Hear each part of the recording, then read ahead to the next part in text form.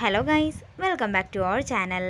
Episode ആരംഭിക്കുമ്പോൾ കാണിക്കുന്നത് നെല്ലിശ്ശേരിയാണ്. അവന്തികയെ കണ്ടയുടൻ സ്നേഹ മുറിയുടെ പുറത്തേക്ക് പോവുകയാണ്. തുടർന്ന് ഡോർ അടച്ചതിന് ശേഷം അവന്തിക ധനുഷിന്റെ അടുത്തേക്ക് ചെല്ലുന്നു.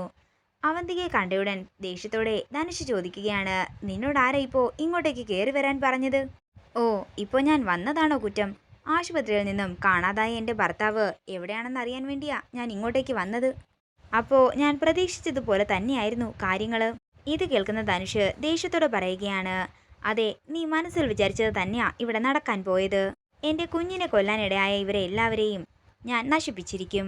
പിന്നെ ചങ്ക് തുറന്ന് കാണിച്ചു തരാനൊന്നും പറ്റില്ല.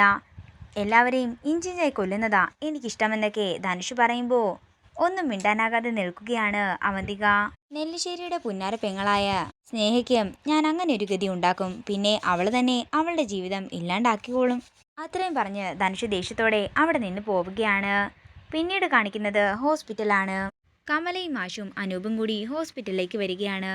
എന്നാലും എൻ്റെ മീരെ, നീ ഉണ്ടായിട്ടും എൻ്റെ കുഞ്ഞിന് ഈ ഗതി വന്നല്ലോ എന്ന് കമല പറയുമ്പോൾ അവള് സന്ദീപുമായിട്ട് ഒരു വഴക്കിൻ്റെ പേരിൽ ഇങ്ങനെയൊക്കെ ചെയ്യുമെന്ന് ഞങ്ങൾ കരുതിയില്ലെന്ന് മീരയും പറയുന്നു. അച്ചു, ടെൻഷൻ അടിക്കാൻ മാത്രം ഒന്നുമില്ലല്ലോ അല്ലേ എന്ന് അനൂപ് ചോദിക്കുമ്പോൾ ഇല്ലെന്നും ഞാൻ ഇന്നലെ തന്നെ അവളെ കയറി കണ്ടതാണെന്നും അർച്ചന പറയുന്നു.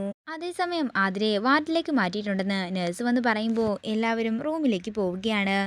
പിന്നീട് കാണിക്കുന്നത് നെല്ലിശ്ശേരിയാണ്. ഹോസ്പിറ്റലിലേക്ക് ഇറങ്ങാനൊരുങ്ങുന്ന സന്ദീപിനോട് ഞാനും വരുന്നുണ്ടെന്ന് അനഘ പറയുന്നു. അനഘേ, ഞാനൊരു കാര്യം പറയട്ടെ, നമ്മൾ രണ്ടുപേരുമാണ് ആതിരയുടെ ഈ അവസ്ഥയ്ക്ക് കാരണം. ആതിരയ്ക്ക് എന്നെയും തന്നെയും സംശയമായിരുന്നു.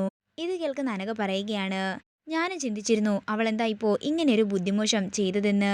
പണ്ട് സന്ദീപിനെ നേടാൻ വേണ്ടി ഞാൻ പലതും ചെയ്തിട്ടുള്ളതല്ലേ. അപ്പോൾ അവളെയും കുറ്റം പറയാൻ പറ്റില്ല.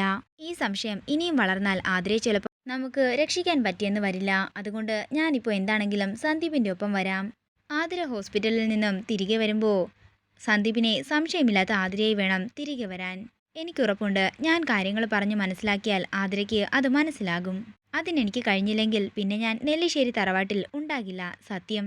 പിന്നീട് കാണിക്കുന്നത് ഹോസ്പിറ്റലാണ്. കമലയും മാഷും കരഞ്ഞുകൊണ്ട് ആതിരയുടെ അടുത്തിരിക്കുമ്പോൾ എനിക്കല്പം സമാധാനമാണ് വേണ്ടതെന്നും അതുകൊണ്ട് നിങ്ങളൊന്ന് പുറത്തേക്ക് പോകാനും ആതിര പറയുന്നു. ഇത് കേൾക്കുന്ന അർച്ചന അനൂപിനോട് കമലയും മാഷിനെയും പുറത്തേക്ക് കൊണ്ടുപോകാൻ പറയുന്നു.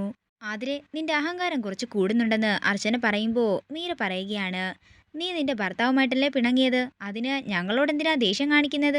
ഇവൾക്ക് നല്ല അടി കിട്ടാത്തതിന്റെ കുഴപ്പമാ. ഏട്ടത്തിക്കറിയാമോ ഇവൾ എന്തിനാ ആത്മഹത്യക്ക് ശ്രമിച്ചതെന്ന്? സംശയരോഗം. സന്ദീപിനെയും അനഘയും വെച്ച് ഇവൾക്ക് സംശയമാണെന്ന് അർച്ചന പറയുമ്പോൾ ഇത് കേട്ട് ഞെട്ടലോടെ നിൽക്കുകയാണ് മീര. പുറത്താരോടെങ്കിലും നമുക്കിത് പറയാൻ പറ്റുമോ എന്ന് അർച്ചന ചോദിക്കുമ്പോൾ അതിനെന്താ പറഞ്ഞാല്, ഉള്ള കാര്യമല്ലേ ഞാൻ പറഞ്ഞതെന്ന് ആതിര പറയുന്നു. ഗർഭിണിയായ എന്നെ ചതിച്ചിട്ട് വേറൊരുത്തിയുമായി കൊഞ്ചിക്കൊഴിഞ്ഞു നടക്കുന്ന ഭർത്താവിനെ എനിക്കെന്തിനാ എന്നാതിര പറയുമ്പോൾ അങ്ങോട്ടേക്ക് അനഘയും സന്ദീപും കൂടി വരികയാണ്. ആതിരയ്ക്കിപ്പോൾ എങ്ങനെയുണ്ട്? എന്നോട് ദേഷ്യമാണോ എന്ന് അനഘ ചോദിക്കുമ്പോൾ ആതിര ദേഷ്യത്തോടെ പറയുകയാണ്, സന്ദീപേ, എൻ്റെ ഈ അവസ്ഥയ്ക്ക് കാരണം ആരാണെന്ന് നിനക്കറിയാലോ. എന്നെ ദയവ് ചെയ്ത് ഉപദ്രവിക്കരുത്. അധികമാരും അറിയരുതെന്ന് ഞാൻ കരുതിയ എൻ്റെ ഒരു പ്രശ്നത്തിൽ നിന്നാണ് ഇതെല്ലാം തുടങ്ങിയത്. അങ്ങനെ അനഘ അജയന്റെ കാര്യങ്ങളെല്ലാം ആതിരയോട് പറയുകയാണ്. സന്ദീപിനെ സ്വന്തമാക്കാനുള്ള വാശിയിൽ ഞാൻ പണ്ട് പലതും ചെയ്തിട്ടുണ്ട്. പക്ഷേ അതൊക്കെ എൻ്റെ തെറ്റാണെന്ന് തിരിച്ചറിഞ്ഞിട്ട് തന്നെയാ ഞാനിപ്പോൾ നിന്റെ മുന്നിൽ നിൽക്കുന്നത്. സന്ദീപിന്റെ കുഞ്ഞിനെ പ്രസവിക്കാൻ പോകുന്നവളാണ് നീ. ആ നിന്നെ സന്ദീപിന്റെ ജീവിതത്തിൽ നിന്നും ഞാൻ ഒഴിവാക്കാൻ ശ്രമിച്ചാലും സന്ദീപിന് അതിന് കഴിയില്ലെന്ന് നീ മനസ്സിലാക്കണം. അങ്ങനെ കാര്യങ്ങളെല്ലാം കേട്ട് പൊട്ടിക്കരയുകയാണ് ആതിര. ആതിരെ, നീ കണ്ടതും കേട്ടതുമെല്ലാം പകുതി മാത്രമാണ്. ബാക്കി മുഴുവൻ നിന്റെ തെറ്റിദ്ധാരണകൾ മാത്രമാണ്. ഇനിയും നിന്റെ മനസ്സിൽ സംശയമുണ്ടെങ്കിൽ ഇതിനെക്കുറിച്ച് ആരും നിന്നോടിനി സംസാരിക്കുകയില്ല. ഇനി ബാക്കിയൊക്കെ നിന്റെ തീരുമാനം പോലെ. ഞാൻ പോവുകയാണെന്ന് പറഞ്ഞ് അനഘ പോകാനൊരുങ്ങുമ്പോൾ അനഘയുടെ കയ്യിൽ പിടിച്ച് കരഞ്ഞുകൊണ്ട് നോക്കുകയാണ് ആതിര. ഇതോടുകൂടി ഇന്നത്തെ എപ്പിസോഡ് ഇവിടെ തീരുകയാണ്. വീഡിയോ ഇഷ്ടമായെങ്കിൽ മറക്കാതെ ലൈക്ക് ചെയ്യുക, ഷെയർ ചെയ്യുക, കമൻറ്റ് ചെയ്യുക. കൂടുതൽ സീരിയൽ അപ്ഡേറ്റ്സിനായി മറക്കാതെ സബ്സ്ക്രൈബ് ചെയ്യുക.